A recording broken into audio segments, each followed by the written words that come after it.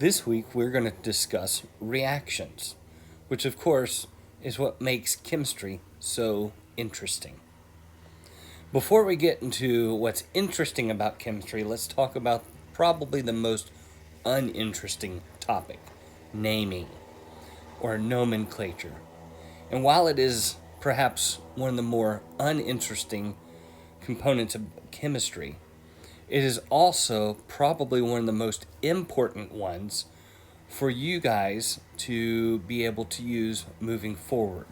Without naming, without nomenclature, we don't know what chemicals are, we don't know how to look them up, we don't know how to categorize them, we don't know a lot about the particular chemical. And in terms of safety, if you don't know what the chemical is, you probably shouldn't be working with it. So, to empower you to do your jobs better, you need to understand nomenclature. Now, nomenclature is just a way to systematically name and categorize compounds, specifically based on an international agreement of the International Union of Pure and Applied Chemists. This is this IUPAC thing right here. There are many common names, however, that are still commonly used around the world. So you kind of need to know both the systematic and the common names. So for instance, formaldehyde is a common name. Methanol is the official systematic name. So most of the time you'll see formaldehyde listed as formaldehyde in your line of work. But occasionally you'll see it listed as methanol, or even less commonly, perhaps, you'll see it listed as formalin. All of these basically is another way to classify formaldehyde, which, if you'll recall from previous lecture, has this structure in terms of your Lewis dot structure. So, in moving forward, let's start with ionic compounds, because a simple binary ionic compound, so this is what we're going to be kind of focusing on here, is these binary ionic compounds. So you have a metal and you have a non-metal. So for instance, we've talked about this one before, NaCl. All you do is you look at the very first one. The first symbol, the first element is your metal. In this case, this metal is sodium. So you write the name of the metal down. Okay? The second element in this binary compound is your non-metal. So the next thing you do is you write the name of that non-metal down. So in this case, it would be, so far, sodium chlorine. But what you've got to do is you've got to drop the ending, in this case INE, and add IDE. So it becomes sodium chloride. This is a simple binary compound, and we can name it very, very simply. Other ionic examples are these. So CaO is calcium and oxygen. So what you would do is you would write down calcium, and then you write down oxygen, but that sounds weird to say CaO is calcium oxygen. So what you do is you drop the ending, and in oxygen's case, that ending is -ingen. And you add IDE. It would be weird to call it oxide or oxyguide, so we just call it oxide. With Na2S, now this one's a little bit more complicated. Notice that we have two metals. What's beautiful about this naming system for binary ionic compounds is I don't care how many metals you have or how many non-metals you have. As long as it's just two different elements, you name it exactly the same way. So in this case, you name it with sodium, and instead of labeling something sulfur, you drop the ending of and you add ide. So it becomes sodium sulfide. A desiccant that you'll sometimes see. Now recall, what is a desiccant? That is kind of a drying agent. So it removes water from something. In your line of work, desiccants or drying agents are often used. So one particular desiccant that you will find used on occasion is something called calcium chloride. So what you would do is going backwards, you see that we have our metal here, so that's Ca. We have our nonmetal here, which is Cl. And you would think that just putting them together, you could get things done. But recall, calcium is actually in group number 2, which means it has to lose 2 electrons. Group 2 loses 2 electrons. Okay? So calcium's actually calcium with a 2 plus charge. Chlorine is in group, depending on how you categorize it, 7 or group 17. It's going to need to gain 1 electron. So when it gains that 1 electron, now then it has that 1 negative charge. I always circle the negative so I don't lose it. Sometimes I lose my negatives. So in order to balance the charges that we see here with a 2 plus and a minus, what we have to do is we have to say we've got 2 of these chlorides.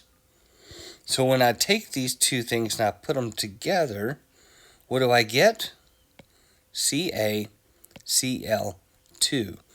Notice that what happened here is this 2 that's right here was this 2 there. So when you put a 2 in the formula, it goes after the element. So we're saying that this 2 refers to the chlorine. We have 2 chlorides. If it's in the case of a reaction like what we see here in this box, we see that the 2 in front of the chloride says we have 2 chloride ions. They're not yet part of something bigger. But once they're part of something bigger, then you make it into a subscript. So that kind of walks you through some basics on how to name ionic binary compounds. Now, sometimes we have polyatomic ions. That's when you have more than 2 or more types of atoms. So this is 2 plus types of atoms in a compound. Sometimes you'll have 3 types of atoms, but most of the time, for your purposes, you'll just have 2. So you find that you have 5 particular ions that you need to memorize for the board exam. Ammonium, not ammonium. Cyanide, Cn minus. You see that minus right here? You see why I like to circle them? Sometimes we can lose them. We also have a sodium or a hypochlorite right here. We have a nitrite right here. And we have a borate. Okay, so where these show up, excuse me, where these show up, ammonium you'll find as disinfectants and sometimes soaps and detergents. So it helps to clean. The hypochlorite you find in bleach. Bleach has a formula of NaOCl. So it's sodium hypochlorite. Most of the time we just call it bleach. See that common name showing up? You find these nitrites often. Nitrites, those are preservatives. So something interesting about this, nitrite is not only a preservative of bodies, but it's also a preservative of lunch meat. You'll find nitrites in a lot of your lunch meats. How fascinating, isn't that? Borate sometimes shows up in something that's commercially known as borax. So this boron compound, this borax, is actually also a disinfectant.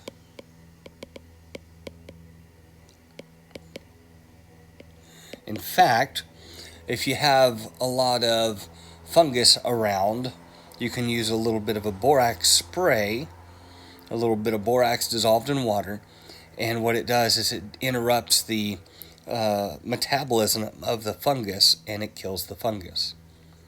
And on occasion, cyanide is something that we should probably be aware of. I won't get into too much of that, but that's that CN minus. The cyanide that you recall from all your murder mystery movies, that's actually hydrogen cyanide. Did you see how I named that? I named the metal first. Who'd have thought hydrogen would be metallic in nature, but it is in this case. And then you named the non-metal, or the polyatomic ion, second. So it's just hydrogen cyanide. A couple of others that are kind of important. CO3 2 minus is a carbonate, and HCO3 2 minus is a bicarbonate.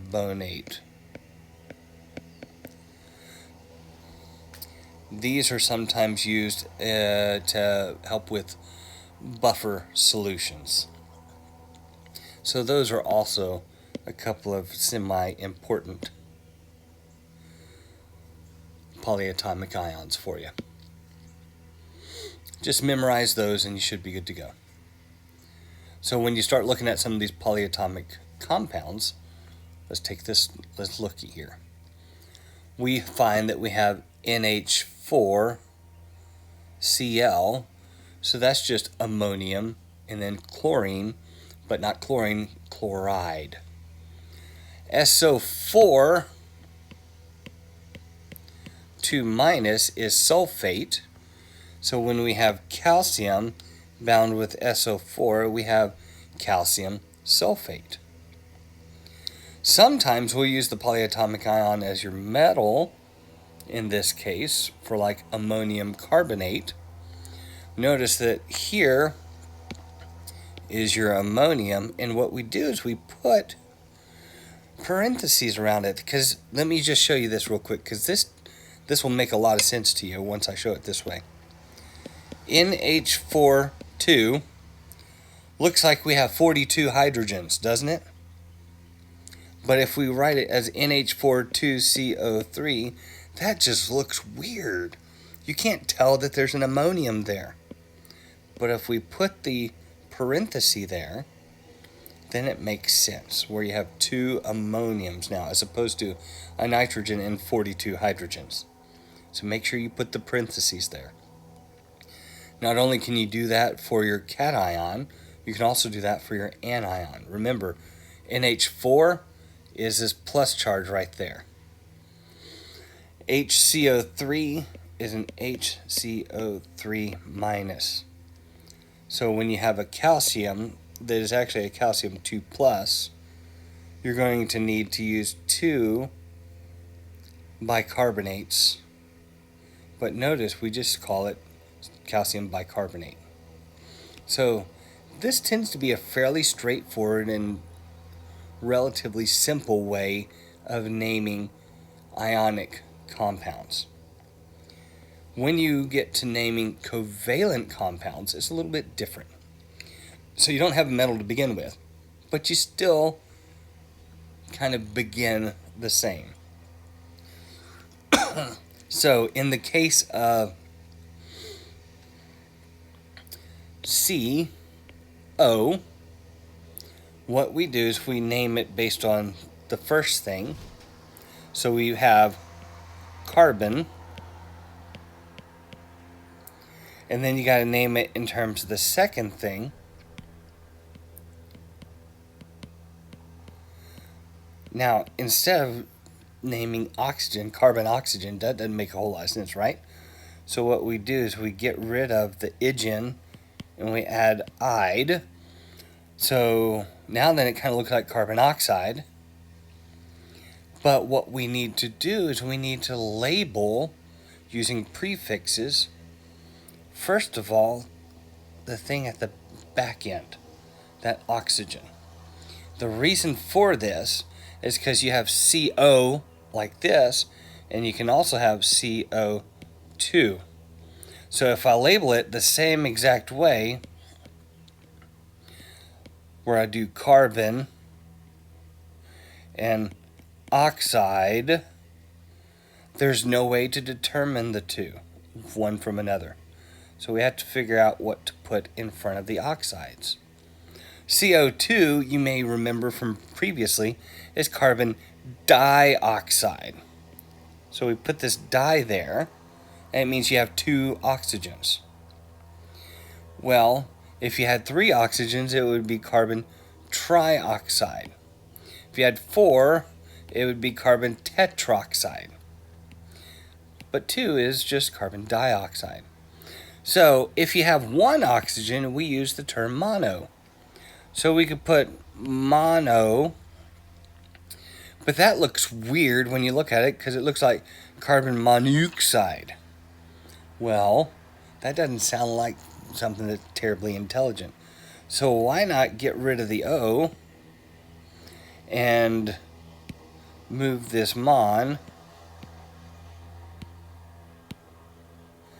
away? I will make this thing work. Move the mon in front. So carbon monoxide, which of course is a legitimate compound. Now there are some other cases where you need to put a prefix out in front as well of that first molecule. Remember, you need to memorize these prefixes. So we talked about carbon monoxide, we talked about carbon dioxide. Here's a couple of other interesting ones. NO2 becomes nitrogen dioxide. N2O5 becomes dinitrogen pentoxide. So where in the world did that come from? Dinitrogen pentoxide. Well, fascinating thing, isn't it? So what this is saying is I've got 2 nitrogens, right? Here's this 2 right there. And then we label the nitrogen as we have in the past. O becomes oxide. And 5 is this pent right here. Now it kind of looks weird to call it, because it's supposed to be penta.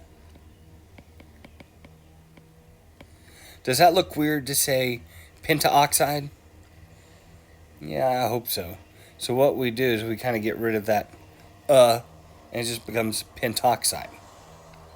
So anytime you have 2 vowels that are stuck to one another, we get rid of that, except for dioxide. We can't really do that because otherwise you end up with doxide, and that's weird. But for monoxide, yes, as opposed to monoxide. And then also trioxide, we would keep the I there because you don't want troxide. That's weird. So keep that in mind. If given a choice of having a consonant, having a consonant next to a vowel, that's what we're going to do. All right, so another one that's kind of interesting, gives you a different perspective on things maybe, is something that I'm going to call phosphorus hydride. Or, nope, not going to do it that way. phosphorus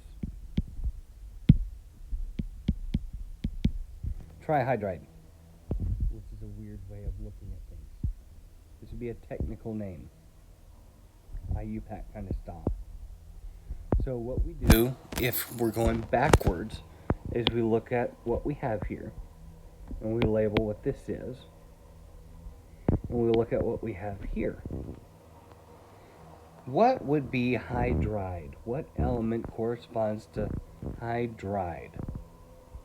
Hydrogen. So we drop the ogen, kind of like what we did with oxygen. We drop the igen, so in this case we drop the ogen, and now then this becomes an H. How many H's do I have?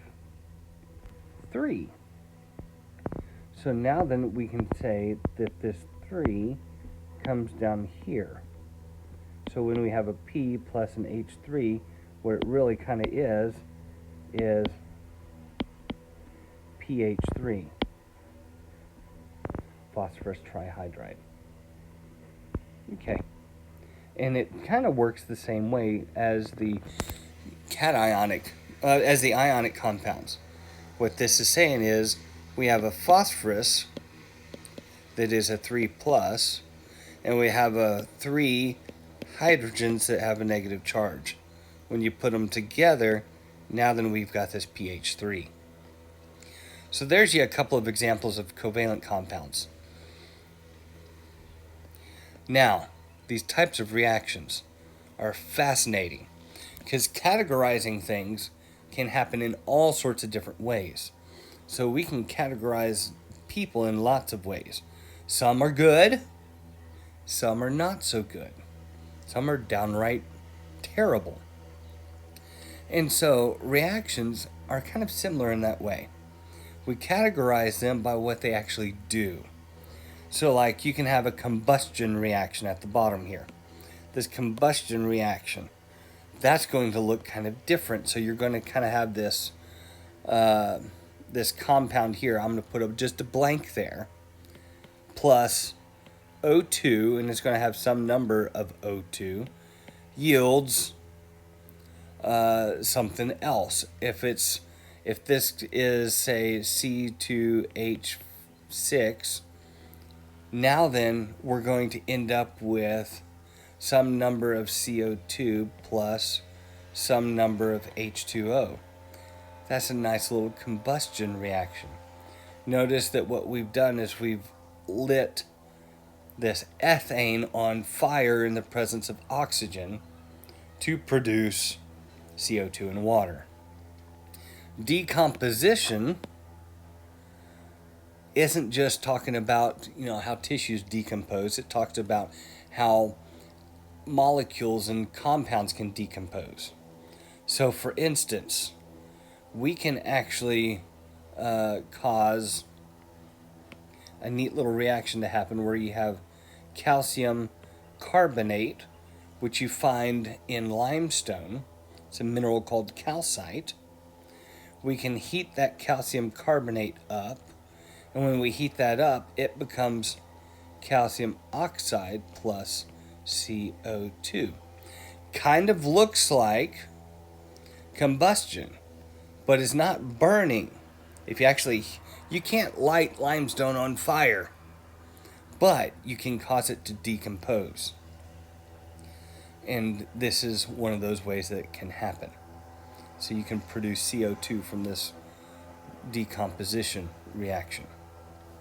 Now, another thing that's kind of interesting that you can have happen is you can have substitution or elimination. Now, a typical substitution reaction, if we would be looking at that, would be something like this. What if we have C2H5Cl? I can react that with a little bit of something called a hydroxide ion. Hydroxide is used in lye soap. It is found in sodium hydroxide and is often used as a really high-powered disinfectant. It actually breaks up tissue matter as well. So this chloroethane can react with a hydroxide, and when that happens, you have a C2H5 that gets bound to this OH, and it kicks off a Cl minus. Notice that I substituted OH minus here for this chloride right here.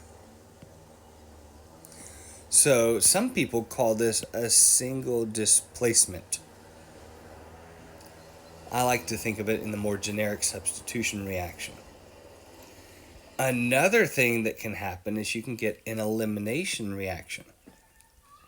So one of the neat things that can happen here is you can take the same thing, that C2H5Cl, and a little bit of this OH minus, and we change the reaction slightly. So we add heat to the reaction.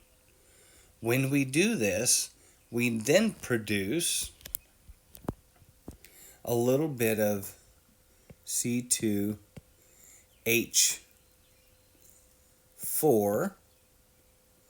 plus an interesting thing that is H2O plus Cl minus.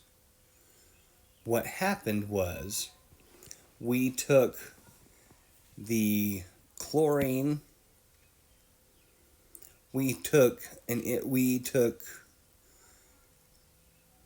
this and reacted it with one of these things, didn't we? See the H2O? So we eliminated an H from the compound. We didn't substitute, we pulled it off. And as a result, the chloride also comes loose. So it's an elimination reaction. So it's different. It's not a substitution. It's not a double displacement. It's an elimination reaction. And then one of the interesting things that can happen at the very end of this, in this dialogue here, where we're talking about these oxidation and reduction reactions, or redox reactions is what we call them normally, and we'll talk more about this later on in the semester in particular. One of the things that you find is with these redox reactions, you can do some neat things. So, for instance, let me think through this. One redox reaction that happens, and is happening on my pickup right now, is you can take a little bit of iron, and when you have that iron, it can react with a little bit of oxygen. When it reacts with this oxygen, what it ends up doing is it ends up producing Fe2O3. So I take, to balance this thing out, notice that oxygen has two oxygens over here on the left-hand side. So the easiest way to do this is to put a 2 right there at the front. So now then, that means I need to put a 3 in front of that oxygen. That makes sense? And so now then I have 6 oxygens on the left side, 6 oxygens on the right side, and I have 4 irons on the left side as well, just like I have 4 irons on the other side. So when we're looking at elements, their charge here is a 0. But when we look at this oxidation reaction, the production of rust, that's what this is rust. What we find is that oxygen now, this thing, each one of those has a 2 minus charge. Notice that we go from a 0 to a 2 minus. You see that? So we have gained 2 electrons. So oxygen gains 2 electrons. That, by definition, is called reduction. More negative, if you want to think of it that way. Iron, on the other hand, when we look at this iron, makes it a little bit rusty.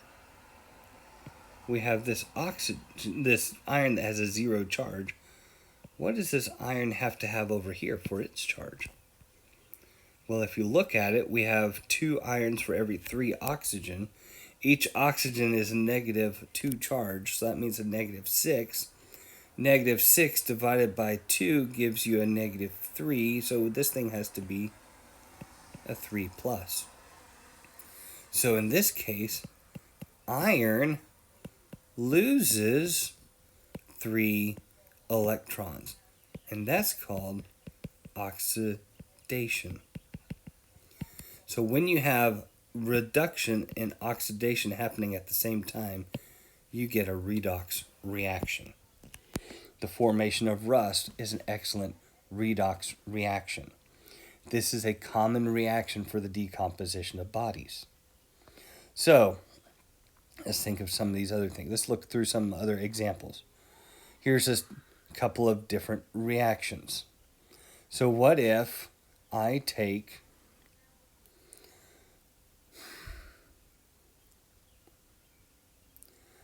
CH3Cl and I react it with sodium methoxide to form a CH3OCH3.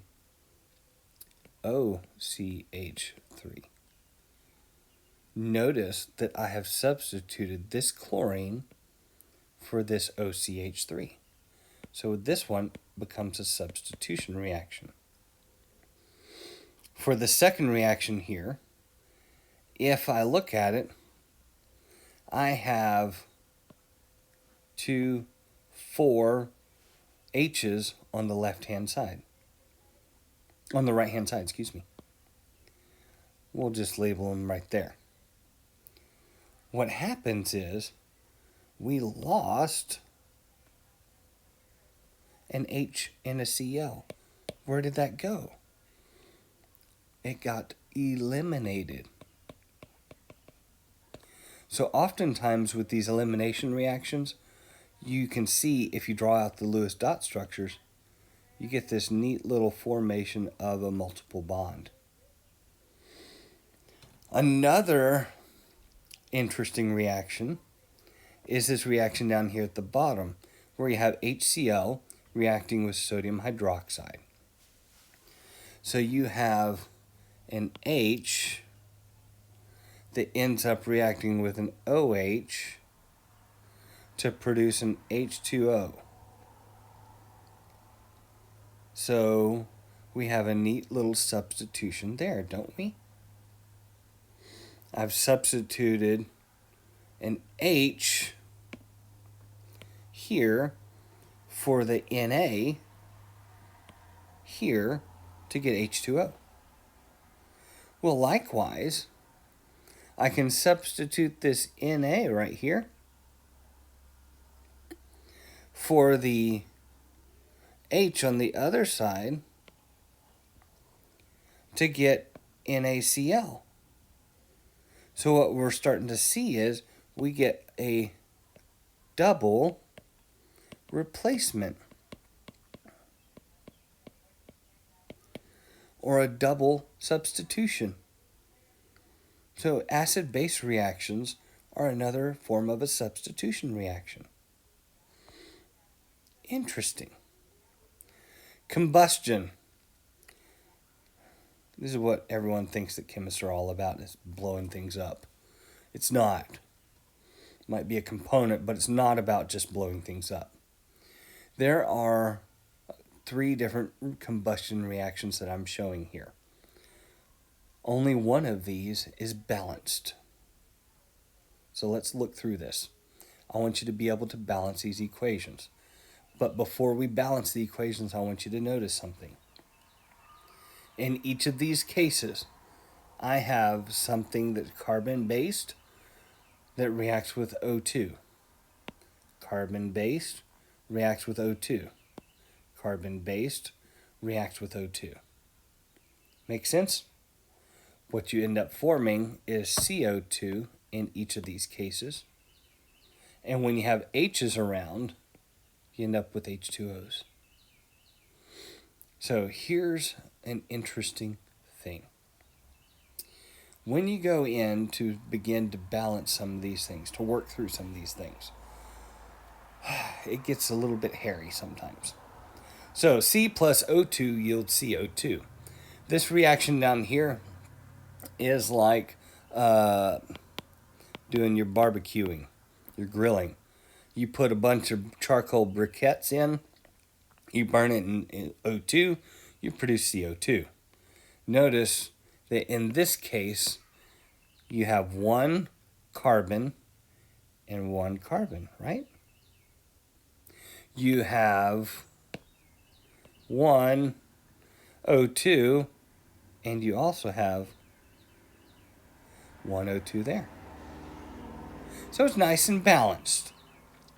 When you start looking at the other side, at the one right above, this is kind of fascinating because what we have is, this is called octane.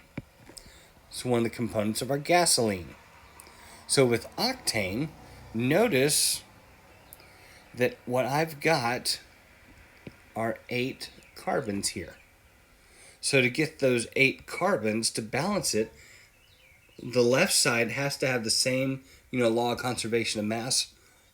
Same mass you start with, same mass you end with. So you end up with 8 carbons on the right side because you had 8 carbons on the left. Okay? So we got that taken care of. Then you've got 18 hydrogens here, right? To get 18 hydrogens on the left side, on the right side, you got to put a 9 here. But I want to show you something. There's a little shortcut that you got to do. Okay? This is a really simple shortcut. Remember this. This is going to be handy. If your hydrocarbon, the thing that has hydrogen and carbon on it, has an even number of carbons, double it. Let me point something out here. There is no way that we can take 9 oxygens here and an O2 here and have it be anything but like half an oxygen over on the left-hand side. That doesn't work very well. So what I'm saying is, before you do anything, what you've got to do is you've got to double your octane to begin with, because we have an even 8 right here. So when we double that, now then, instead of 8, we have 16 CO2s. Because 2 times 8 is equal to 16. So here's my 16 C's for that. Now then, I've got 36 hydrogens, don't I? In order to get 36 hydrogens, I have to put an 18 in front. That's kind of awesome, isn't it? 18 times 2 gives you 36, just like 2 times 18 gives you 36. So now then, what can we do? I have 16 O2s over here, and I have 18 O's over here, which then become 9 O2s. So now then, because I can add this thing with this thing, I get 25 O2s there. Pretty handy. So if you have an even number of carbons, double it. In the case of this methane, or natural gas, that's what this is. This is natural gas. Not only the stuff that comes out of your gas lines at your house, but also It's one of the components of flatulence. So this natural gas, you don't need to do anything fancy with it. Because we have one right here, we can put one right there. And it kind of looks weird to put a one there, doesn't it? I'll show you what we do with that in a second. So now then, we've taken care of our carbons, right? We need to take care of our hydrogens. We have 4 hydrogens on the left, so we need to put a 2 here, because 2 times 2 gives you 4, right? And then over here, I have 1 O2, and on the other side, I have 2 O's, which become just an O2. So whenever I take this thing plus this thing, what do I end up with? 2 O2s. So if we're looking at this, we can start and go back and check everything. I have 1 carbon on the left, 1 carbon on the right. I have 4 hydrogens on the left and 4 hydrogens on the right. I have 4 oxygens on the left and 1, 2, 3, 4 oxygens on the right. So it works. With the ones, most of the time, we don't ever write them down.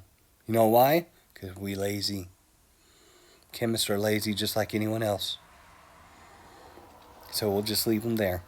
Well, mathematicians are also lazy. They don't put 1x equals 2. They just say x equals 2. So there is that. So this is balancing combustion reactions. One of the interesting things about combustion reactions is you can also have incomplete combustion. Okay? Here's a little bit of interesting facts for you.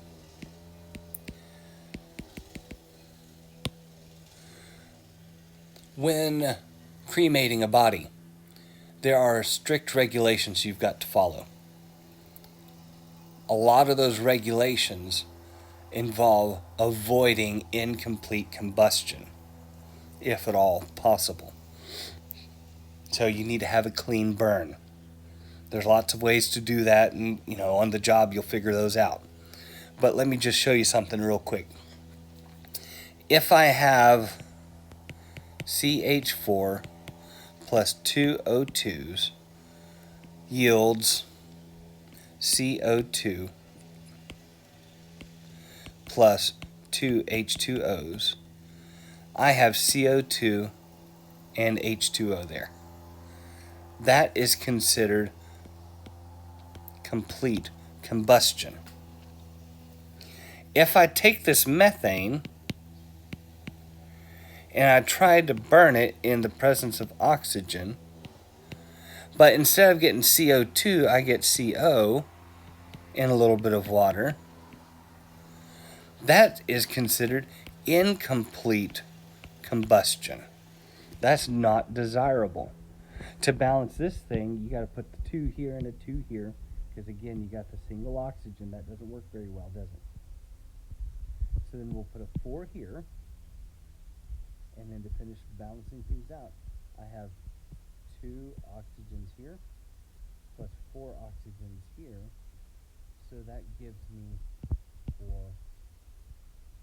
O2. Did I do that right? 1, 2, 1, 2, not 3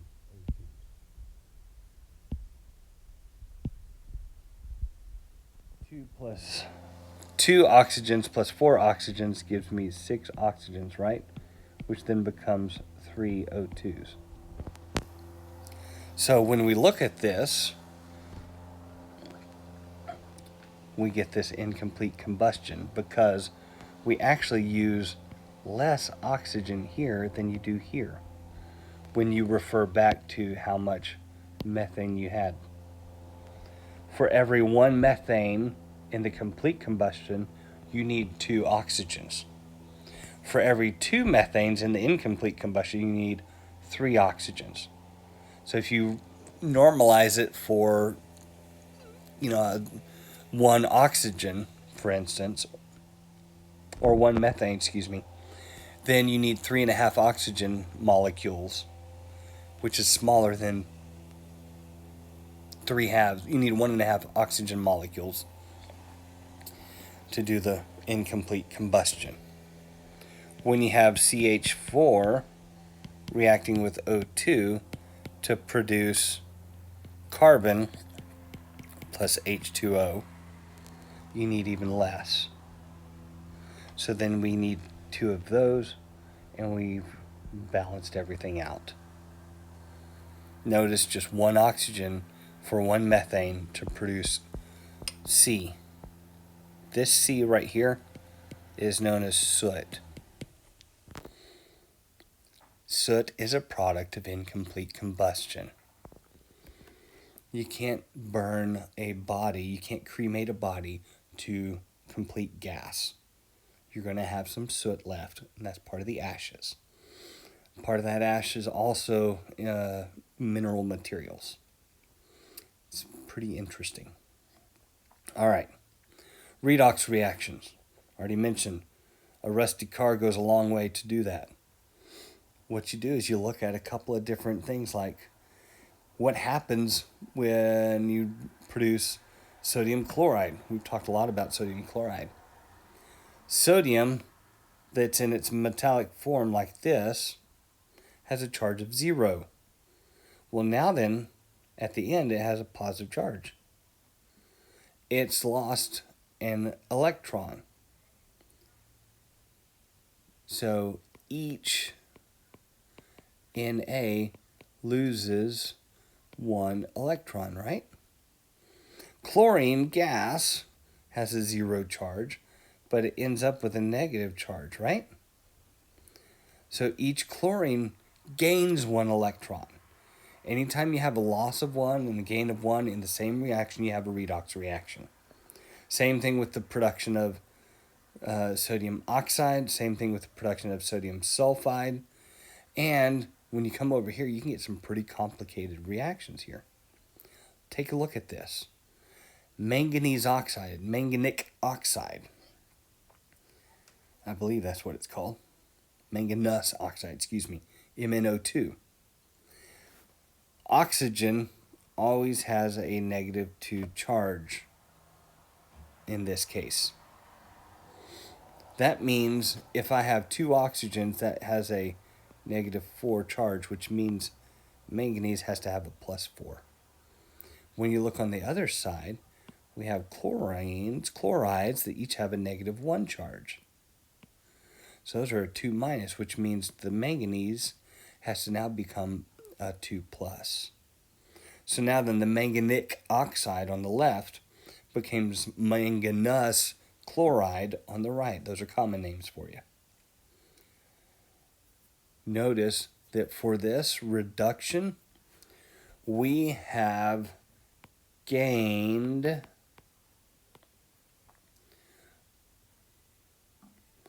2 electrons. Haven't we? 2 extra electrons plus a +4 gives you a +2. For the Cl, if we look here, we have a Cl-, don't we? And if we compare it to this one here, what we've done is we've lost 1 electron, haven't we? Each chlorine lost 1 electron that participated in this reaction. So we have a redox reaction where we get reduction, because reduction is a gain of electrons. Oxidation is a loss of electrons. I like to remember this because I'm from Texas originally as oil rig. Oxidation is loss, reduction is gain. Now, this brings us to decomposition reactions. I've already kind of mentioned this one up here in the top right, where you can take calcite and heat it up and produce carbon dioxide and calcium oxide. You also find a lot of decomposition reactions in the stages of decomposition in terms of bodily decomposition. So this kind of breaks down what that looks like, and you've got a copy of this, so I'm not going to dwell too much on it. Where I want you to see this. Decomposition is a complicated process and varies depending on conditions like the presence of light, humidity, heat. All these things are pretty important. Acidity of the fluids in the body, the gut flora. All of these things play into decomposition of a body. So with this, one of the decomposition products that you can get is cadaverine. Cadaverine, great name for it, is a decomposition, is a product of the something called putrefaction process, which is the decomposition of proteins.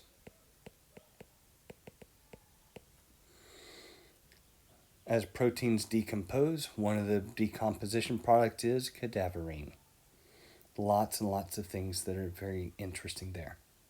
With that, I've given you a very good, I think, introduction into chemical reactions that are involved in the funeral directing business.